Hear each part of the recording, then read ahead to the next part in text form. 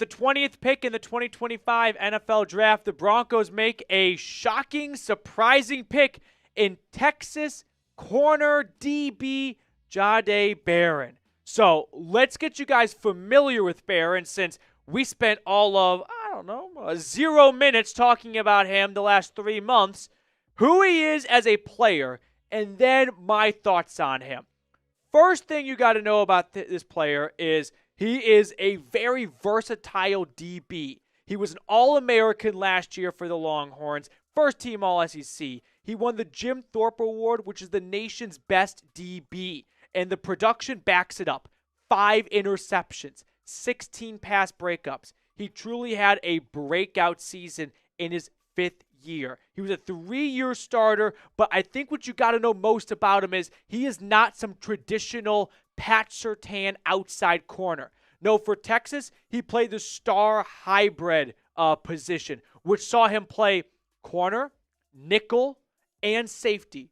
So you are getting a jack of all trades. You are getting someone that I don't know initially where they're going to fit in on this defense, but I think Denver just saw a player who was way too good at a cornerstone position at pick 20 and felt like they can get a good running back later in the draft, and that they were blown away to see Barron there. Now, Ian Rappaport said that Denver was working the phones to move up, to move back, and to no avail. I really would love to know, who are they trying to move up to get that wasn't there at 20? Like, do they really want a Mecca Ibuka, for example? Because no running back has gone since Ashton Genty. But a little bit more on Barron as a player, and then more of just my pure kind of raw reaction and thoughts to it. So, one, he's not like the greatest physical specimen in this draft, right? They didn't go out there and just get someone who's got the fastest 40, who's got insane length and reach. That's not Barron.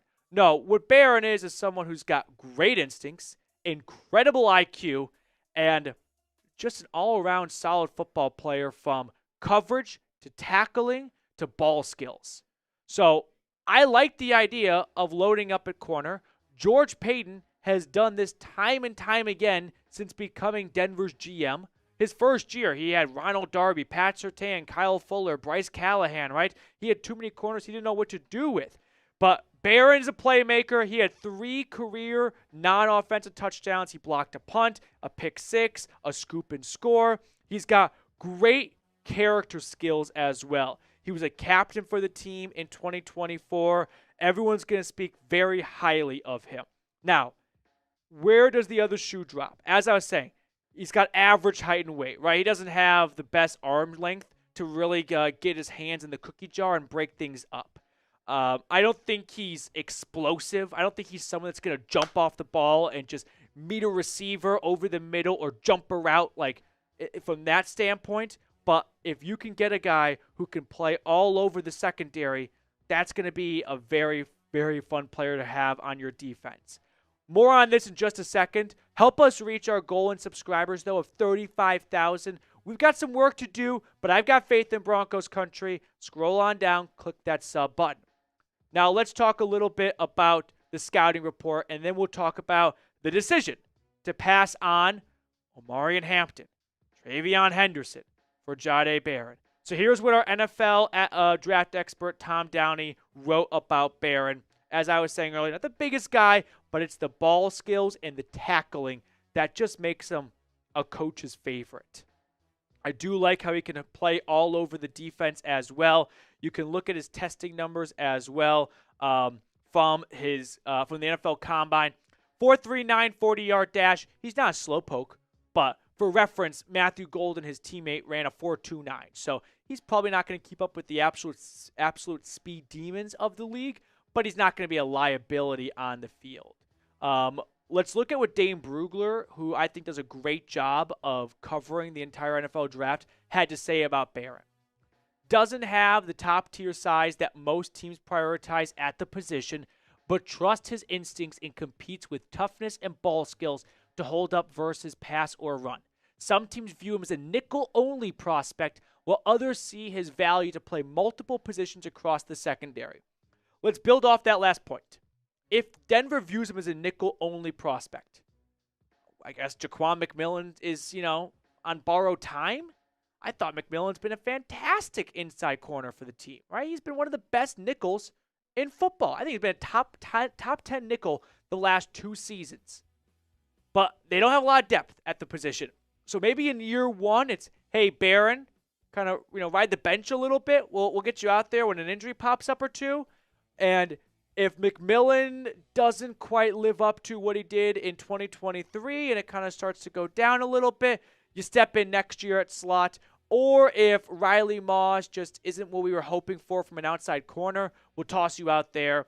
I don't think at 5'10", Barron's going to have a ton of success playing outside. So I think the plan may be to move him to nickel, which, listen, that is a very undervalued position. As offenses toss out more 3 wide receiver sets, the base for the defense starts to become a nickel defense. You can't just have 2 good outside corners. You got to have someone good inside as well. So Barron could be one of the better slot corners in the NFL in just a few seasons.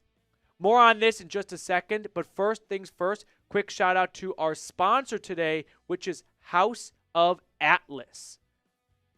They gifted us one of their razors, and honestly, I'm blown away. It's a new shaving company, like I said, called House of Atlas. Not only does it look insanely sleek sitting in my bathroom, but it gives me an incredible close shave. It feels weird to gush over a lineup of shaving products, but truly House of Atlas makes some one-of-a-kind stuff. Plus, they're giving Broncos Country 15% off their first order when you purchase any razor kit and the before and after set, which includes the Precision Shave Cream and Calming Aftershave. Use code CHAT at houseofatlas.com. Their aftershave is awesome as well. It doesn't burn like old school aftershave does. It has a nice cooling sensation, and it smells really good. So for a limited time, get 15% off your first order when you purchase any razor kit and before and after set, which includes the Precision Shave Cream and Calming Aftershave with code CHAT at houseofatlas.com. That's HOUSEOFATLAS.com with promo code CHAT for 15% off your new razor kit and before and after set. Stop wasting money and time on shaving products that don't look good, aren't effective, and cost way too much. Visit houseofatlas.com today. Trust me, you'll love it as much as I did. All right, let's talk about the decision that the Broncos made in taking Barron over a running back, because everyone and their mother thought it would be Travion Henderson or Omarion Hampton.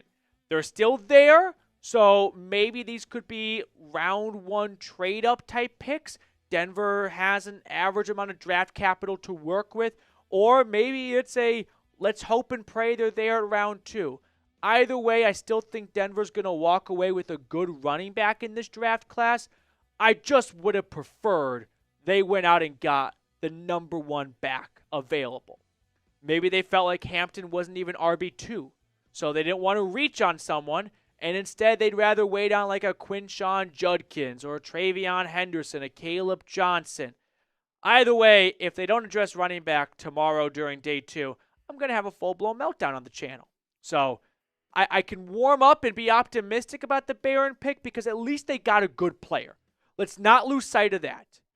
If you preach best player available, he was probably the best player available. I mean, on a lot of big boards, a lot of mock drafts, he was going to Miami as early as 13. So one can just only wonder that Sean and George Payton were just blown away when this guy was there at 20 and felt like, hey, that's too good of a corner, which is a cornerstone piece, to pass on. When Sean missed out on Patrick Mahomes, you know who he picked? Marshawn Lattimore.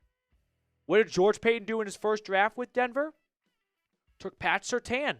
That was not a consensus beloved pick. It worked out pretty well, I think. So Barron, Moss, and Surtain could be this cornerback trio for the future. And Barron will offer some versatility. Maybe Denver wants to try him out at safety. I don't think he's going to hold up too well at a traditional outside corner. So we'll see what they want to do in training camp and whatnot. But Jahdae Barron, welcome to Denver. I'm going to choose to be kind of half glass full about this. A running back like Hampton would have been a lot of fun. But Sean and George know what they're doing in the draft. More than I do, I like to think, at least. And they earned the benefit of the doubt after the bold Bo Nix round 1 pick last year. And Nix ended up being either QB1 or QB2 right there with Jaden Daniels in 2024 amongst that rookie class. So grade the pick.